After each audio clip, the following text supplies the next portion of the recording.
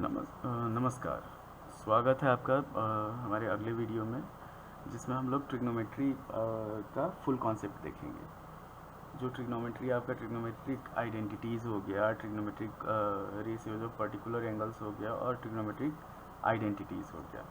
तो सबसे पहला जो होता है कि अगर हम लोग ट्रायंगल जानते हैं कि किसी भी राइट एंगल ट्रायंगल में अगर कोई भी राइट एंगल ट्रायंगल हमारे पास दिया हुआ है, मान लीजिए ABC है, ये 90 डिग्री है, तब हमारे पास क्या होता है कि अगर हम लोग पाइथागोरस थ्योरम लगाते हैं, पाइथागोरस थ्योरम, तो इसमें क्या हो जाता है हमारे पास कि सबसे पहला चीज़, इसको P कहा जाता है, ये B होता है और ये H होता है।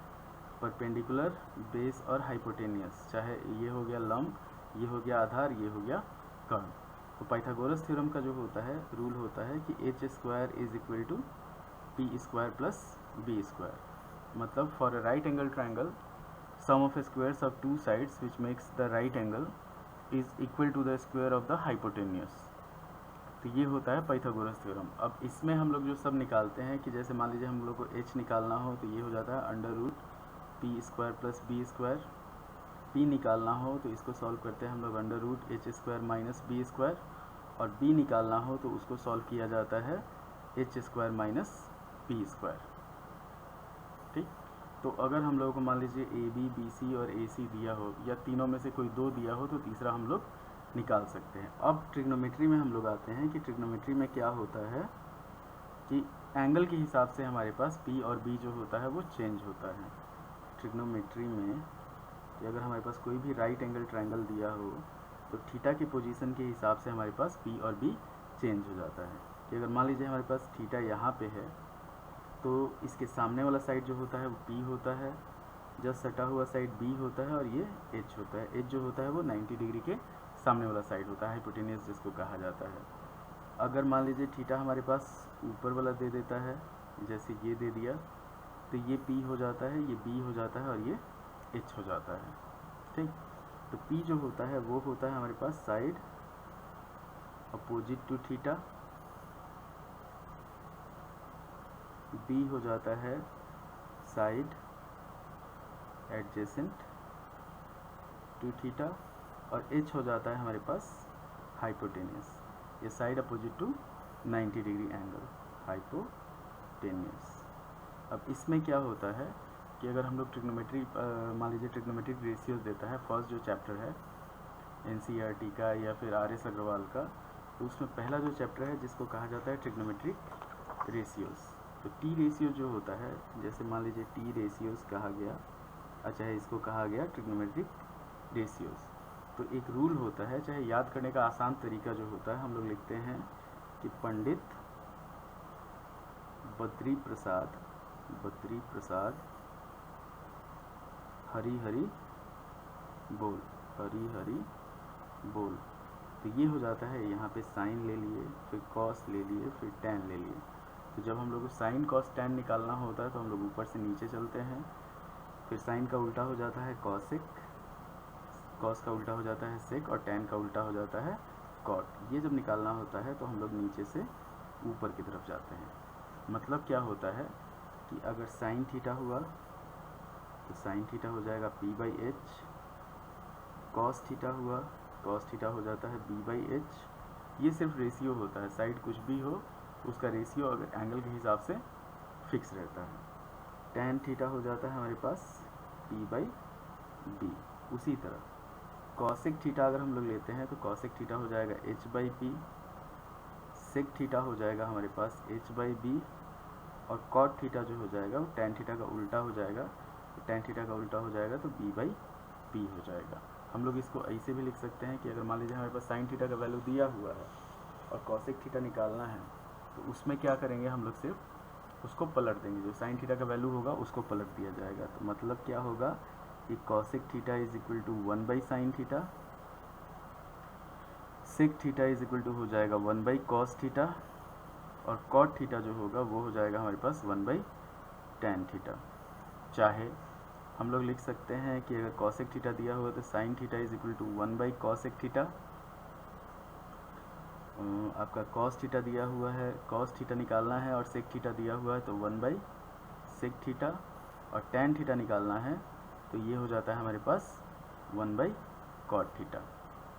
तो ये 4 सेट हो गया, पहला, दूसरा, तीसरा और चौथा। उसके बाद क्या हो जाता है, उसके बाद हम लोग चलते हैं कि अगर इसी को सॉल्व किया जाता है तो sine theta into cosec theta जो होता है इसका वैल्यू होता है 1, cos theta into sec theta जो होता है इसका भी वैल्यू होता है 1, और tan theta into cot theta जो होता है इसका वैल्यू होता है 1। अब इसमें क्या होता है कि टेन थीटा का एक और वैल्यू होता है जो हम लोग आइडेंटिटीज़ में यूज़ करते हैं। टेन थीटा हो जाता है sine theta by cos theta. Sine theta by cos theta क्यों होता है कि अगर हम लोग साइन थीटा का वैल्यू लेते हैं p/h और कॉस थीटा का लेते हैं b/h, तो h से h खत्म, बचेगा हमारे पास p/b। उसके बाद कॉट थीटा का जो वैल्यू होता है वो हो जाता है cos theta by sine theta. तो इसमें क्या करता है, हमारे पास ट्रायंगल दे देगा या कोई भी एक वैल्यू दे दिया, दूसरा बाकी सब वैल्यू निकालने के लिए बोलता है क्वेश्चन में। उसके बाद आते हैं हम लोग T ratios of particular angles. तो T ratios of particular angles में क्या होता है कि हम लोग कुछ फिक्स यूनिवर्सल ट्रूथ ले लेते हैं, जैसे ट्रिग्नोमेट्रिक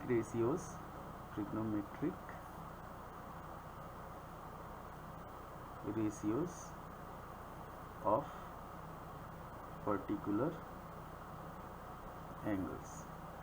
तो इसमें हो जाता है कि हम लोग आराम से अपने मतलब हम लोगों को किसी भी चीज़ को रटने का ज़रूरत नहीं है। अगर हम लोगों को दो फिगर याद हो गया, जैसे हम लोग को याद कौन सा करना है, तो साइन 90 का वैल्यू जो होता है वो हो जाता है 1, और कॉस 90 जो होता है ये हो जाता है हमारे पास 0। साइन 0 जो होता है ये हो जाता है हमारे पास 0, और कॉस 0 जो होता है इसका वैल्यू हो जाता है 1। फिर बाकी सब वैल्यू जो होता है इसका हम लोग निकाल सकते हैं। अब आते हैं हम लोग 45 डिग्री की तरफ। तो 45 डिग्री के लिए जो यूज किया जाता है वो होता है, हम लोग यूनिवर्सल ट्रूथ ले लेते हैं कि जिसमें अगर राइट एंगल आइसोसेलस ट्रायंगल लेते हैं, आइसोसेलस राइट एंगल ट्रायंगल, ये होता है कि इसका रेशियो फिक्स रहता है कि अगर कोई भी ऐसा राइट एंगल ट्रायंगल जिसके दो साइड इक्वल हों तो उसका जो दो एंगल होगा वो हमेशा 45 डिग्री होगा। ऐसा राइट एंगल मतलब मान लीजिए 90 डिग्री है, ये दोनों साइड इक्वल है, तो ये हो जाएगा 45 डिग्री और ये हो जाएगा 45 डिग्री। अगर हम लोग पाइथागोरस थ्योरम लगाते हैं तो दो साइड इक्वल मतलब a और a, तीसरा साइड जो होता है वो हो जाता है हमारे पास a√2 के बराबर।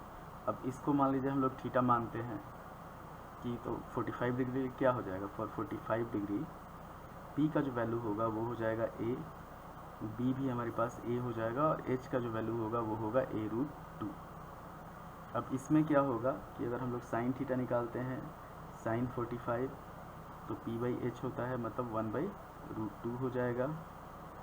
कॉस 45 जो होगा ये भी हो जाएगा हमारे पास 1/√2, और tan 45 जो होगा p/b होता है मतलब a/a मतलब 1।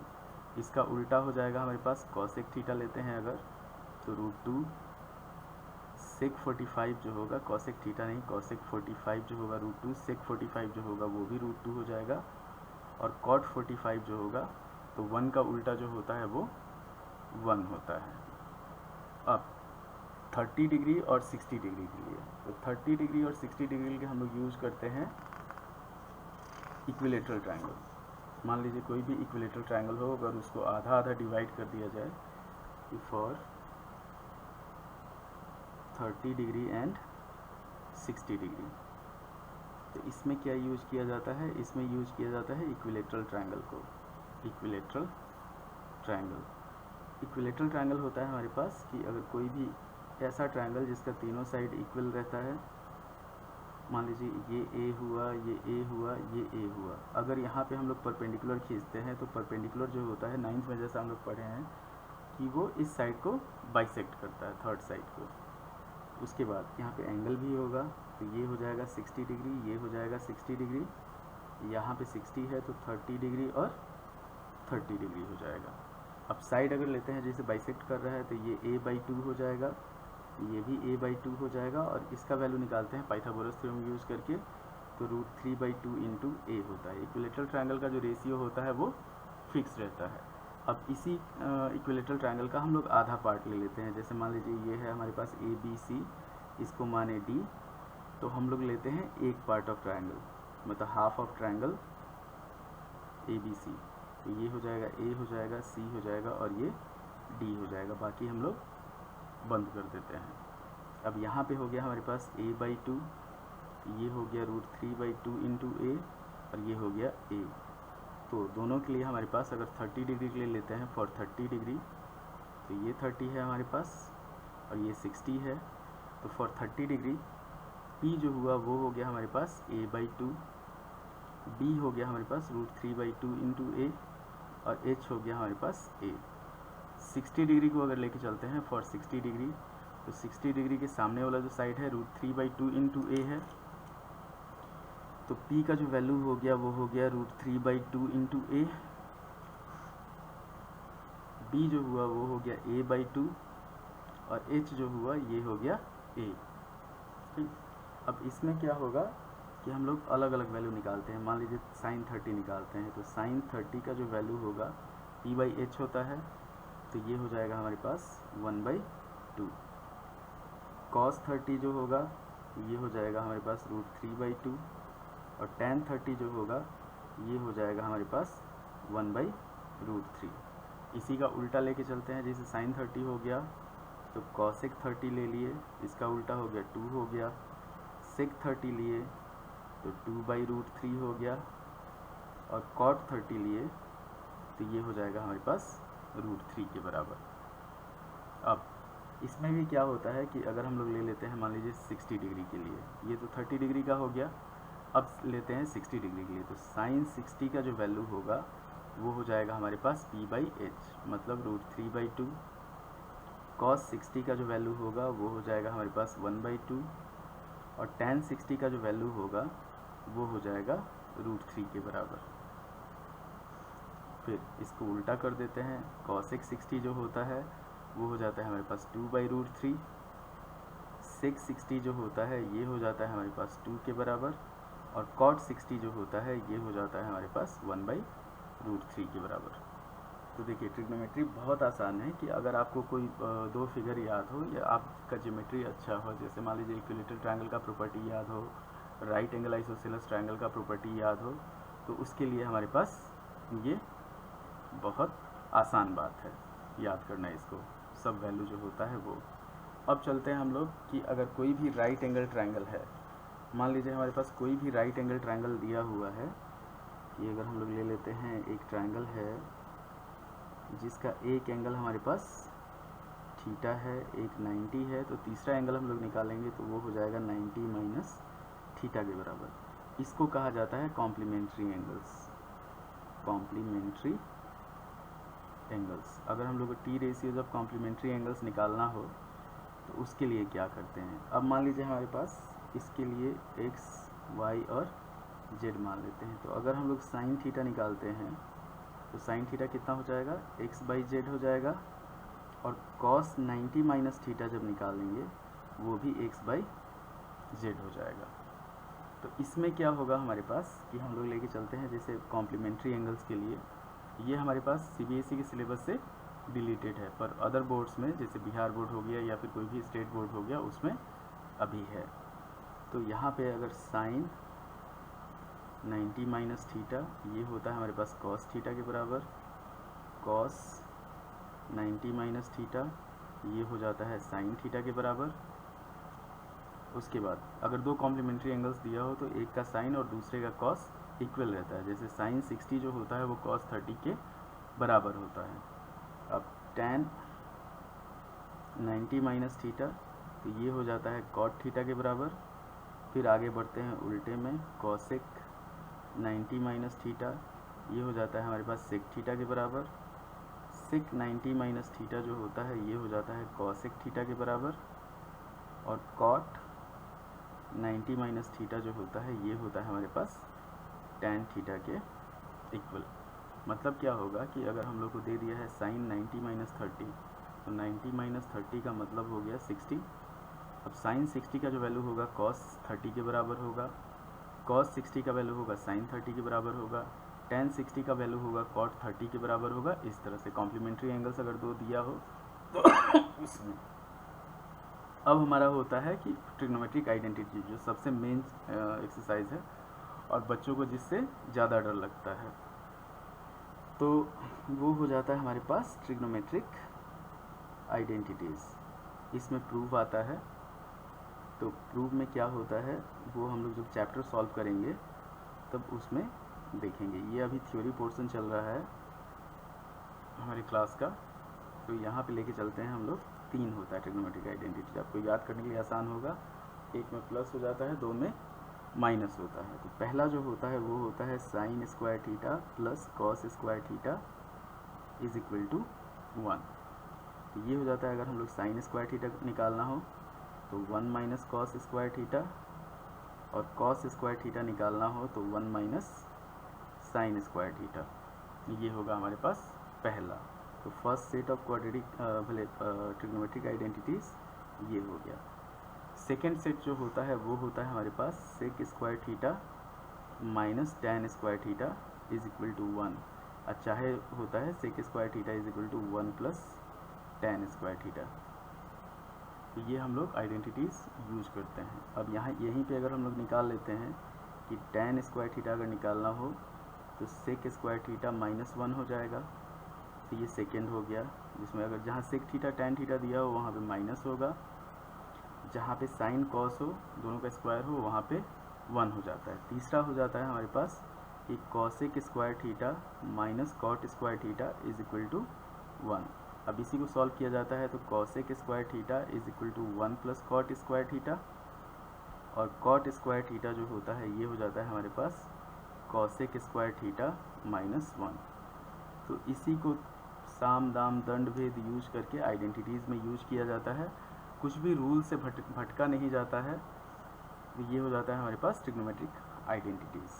कॉम्प्लीमेंट्री एंगल्स हो गया हमारे पास। फर्स्ट हुआ ट्रिग्नोमेट्रिक रेशियोज़, कि अगर कोई भी ट्रायंगल दिया हो, कोई भी साइन किसी का भी साइन दे दिया हो, टैन दे दिया हो, कॉस दे दिया हो, वो निकालना हो, बाकी सब निकालना हो तो उसके लिए।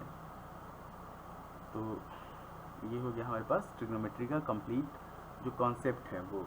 अब इसी को यूज किया जाता है हाइट एंड डिस्टेंस में, या फिर और आइडेंटिटीज़ में हम लोग कुछ अलजेब्रा वाला भी यूज करते हैं फॉर्मूला। जैसे मान लीजिए हमारे पास ए क्यूब प्लस बी क्यूब होता है, इसका वैल्यू हो जाता है हमारे पास कि A plus B into A square minus A B plus B square. चाहे A cube minus B cube होता है तो ए माइनस बी यहाँ पे हो जाता है A square plus A B plus B square. चाहे अगर हम लोग लेके चलते हैं कि A square minus B square, तो ये होता है A plus B into A minus B. तो आशा है कि आपको ये वीडियो भी इंफॉर्मेटिव होगा और आपके इंफॉर्मेशन में चाहे पढ़ाई में हेल्प करे। तो कृपया अपने दोस्तों को सब्सक्राइब कीजिए और अपने फ्रेंड्स के साथ शेयर कीजिए, लाइक कीजिए, कमेंट कीजिए। जो भी सुधार का जो आवश्यकता होगा वीडियो में वो किया जाएगा। धन्यवाद।